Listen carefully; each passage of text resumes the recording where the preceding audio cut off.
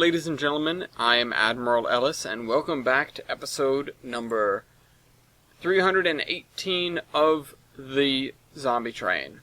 I had to skip over a couple of questions because I couldn't find the original source comments for them. Typically, when somebody leaves a question, I make a little note about it in a text document that I have, and then I go back to that episode to try and get the full text of the comment, and two of them didn't exist, and that's a little bit frustrating for me. One of them was kind of a rehash, the other one I was kind of looking forward to talking about, so oh well. Anyway, this comment was posted by, let's see, Fruit261. It's not gold, it's brass. Sorry about the poor wording. How are the standards, aka Pennsy? So, there are those of you that care about them probably well know that before the war, there were a lot of Pennsylvania Railroad engines left hanging around. Most of them were at the Pennsylvania, or the Railroad Museum of Pennsylvania. I always call it the Pennsylvania Railroad Museum, but that's not accurate at all. In East Stroudsburg, I guess, Pennsylvania. It was across the street from the Stroudsburg Railroad. So, when we went to Strasbourg, which was fairly early on, because, I mean, why wouldn't you? When you're trying to run a company like that, it makes a hell of a lot of sense to go to Strasbourg. Not only do they have a very, very well-kitted out machine shop, it's not big, but it's well done, and several functioning locomotives, and several almost functioning locomotives. You know, they had two that were running and two under rebuild, I believe. When you have those, also, yeah, and one of those was Thomas. When you have all that, it sort of attracted us to that location, as you might expect.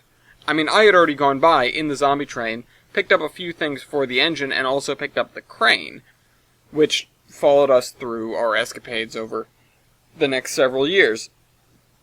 So, there was that, you know, of course we'd been there, and we saw the whole, not roundhouse, but building that they have full of engines.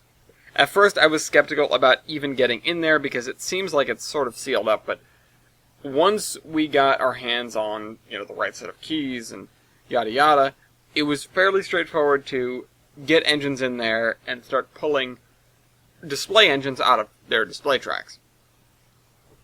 So, we knew what we were getting into with the PRR engines as a whole. Just to exclude for a minute the other engines that were at the museum, many of which, you know, there are a number of engines there, there were a number of engines there, formerly, or, sorry, I can't talk. Most of the engines there were ex-Pennsylvania. A lot of them were not. And to exclude those for a minute, we'll talk about just the Pennsylvania engines, and those who know about those engines and about the style that the PRR built to will know that they were designed to be not expendable, but they were designed to be almost modular. The boilers were consistent across several classes, the fireboxes, the wheel sets, everything, and they were built to a standard of, we don't have to make it perfect, we just have to make it work for a while, and then we'll replace it. And that one will work for a while, and then we'll replace it, and then that one will work for a while. It was very much not a planned obsolescence thing, but like we know it's only ever going to work for a certain length of time. We're going to spend more money trying to make them all extra, or even up to snuff, I guess, compared to some other railroads' engines. We're gonna, spend more money trying to get them on that level versus just make them good enough and we'll just replace the parts as they go. We'll make all the parts easy to replace, including, all the way down to the firebox and boiler. And we'll just mass produce them.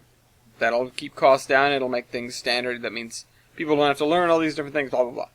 Of course, none of that applied to us in the Zombie Train. Because, for the most part, only one of each class, or one of each even wheel type, survived on the Pennsylvania. They had one M1, two K4s, so one Mountain, two Pacifics, one Mikado, I think one Mogul, one or two consolidations, maybe three consolidations, one Atlantic, two Atlantics, a couple of 440s, maybe just one, I don't remember. Either way, point is, the standardization was lost, as was with everything else that we had. There were very few classes that we had more than one of. And so that meant all that was down the drain. We had these engines that had been pretty heavily run into the ground, in a lot of cases, especially like 1223 having run at Strasbourg, and 7002, which definitely needed major overhauls. We knew that already. The other engines needed overhauls just because they'd been sitting for so long. Some of them had cosmetic work done on them, but a lot of them hadn't. Some of them had been sitting outside. So the condition that we got all the engines in was varied, even though they were all at the same place under the same owner. And none of that variety was good. None of it. We had all of these engines that we knew their capabilities fairly well, and we knew what we had to do to work on them, because the Pennsylvania, and by extension, or not by extension, but as well, Baldwin, who was basically their partner in crime, they kept a lot of this documentation. So there was no shortage of that. There was basically no guesswork. That was the best part about it. But as we got into it, it was like, okay, well now, we need to manufacture parts for these engines. It was a little bit easier than dealing with, any other random set of engines. Take, 5 engines that we worked on versus 5 of the Pennsylvania engines. Things were a lot more, standard across the board on the Pennsylvania engines, but that still meant we needed a new kind of, new, molds and stuff like that. The parts had to be created pretty much from scratch, just like everything else. We had started to, by the time we were doing this, which again, this was fairly early on, we had already started to look at standardizing ourselves. Things like air pumps, injectors, the little, what do you call them? The, not instruments, just the little things that go on the engines. I'll think of the word later and I'll just be so mad at myself. But all the little things, all the fixins, all the fixtures, there it is. I think that's what I'm looking for. Looking to standardize all of those across our engines, Standardized cross-compound air compressors. We picked a design and we went with it. Single stage. Picked the design and we went with it. Injectors. Picked a couple of designs because engines didn't necessarily play nice with all standardized injectors. And that sort of thing, We could get by with doing that. And with the Pennsylvania engines, it was really sort of, okay, well now we have 2 competing standards, because we had basically standardized stuff for all the Pennsy stuff already. We didn't want to have to put in the effort to change all of those over to our standards, because that was a lot of work, surprisingly enough. But we also didn't really want to have to manufacture 2 different kinds. We ended up not really meeting in the middle. We ended up sort of going with the 2 different kinds approach to an extent. It wasn't great. And then eventually we converted everything over. No, we didn't. We converted some things. A couple of the engines got newer fixtures, but the reason, or one of the reasons that we went with the L1s as our basic Mikado design is that they all of the fixtures on those engines were things we were already having to manufacture a lot of, relatively speaking, compared to other things. And we knew they would work. So we ended up having two of just all the fixtures, all the things I mentioned earlier, and then some, some levers and gauges and I'm thinking like valves and stuff in the cab.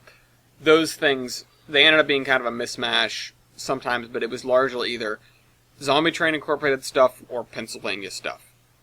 Again, the only reason that happened is because we had so many steam engines by the same railroad. It was honestly kind of, it was certainly an interesting challenge to do that, because it just didn't happen anywhere else. There wasn't really another railroad that had, aside from the ones that they left 5 Pacifics behind of the same class, that sort of thing. Aside from the railroads that did that, there really weren't any that had so many engines that were standardized left behind, that were all the same. So, it led to a sort of paradigm shift in our operation, and sort of it showed us that the idea of, well, we're going to standardize everything, really didn't work, which is kind of ironic, I think. I'm not sure if that's irony. Standards showed that standards wouldn't work, I guess. I don't know. Is that irony? So, yeah. We tried, we failed, we ended up with 2 different kinds. The Pennsylvania kind started to infiltrate the rest of the system because it turned out they were actually easier to build in most cases. Because they were just designed to be fairly simple, again, and replaceable, and that sort of thing. So, they were really easy to mass manufacture. And we had all the plans and stuff. Again, no guesswork with anything Pennsylvania. And so when we were like, okay, we need more engines. We don't have enough engines on this continent. We need more. We were like, well, we already know how to build basically everything Pennsylvania from the ground up, and most of the stuff we had to do already. So, why don't we just use one of those models and go for it? Originally we were going to go with the M1s, and then we decided against it because the size increase just didn't feel worth it. The M1s were great engines, and the M1 that we had was very, very capable, but I've talked about before how a lot of the time the trains that we were running weren't that long, and having something that hefty just seemed like overkill, and I didn't want to have to spend more resources on steam engines than we absolutely had to, because, I mean, we could all tell that we weren't going to be on that for long, as much as we liked steam engines. We could all tell that we weren't going to be running steam forever. So, it was just a question of, okay, what will suit us best in this point in time, in the relatively short run? And doing a Pennsylvania design answered that question twofold. One, because they were relatively easy to make and we could pump them out very quickly. And 2, of course, because the design standard was for a relatively short shelf life. And that meant that at the end of the day, we wouldn't be wasting material by having engines with a lot of time on them before their next rebuild, or significantly more time on them, I should say, than the Pennsylvania engines, than the L1s had.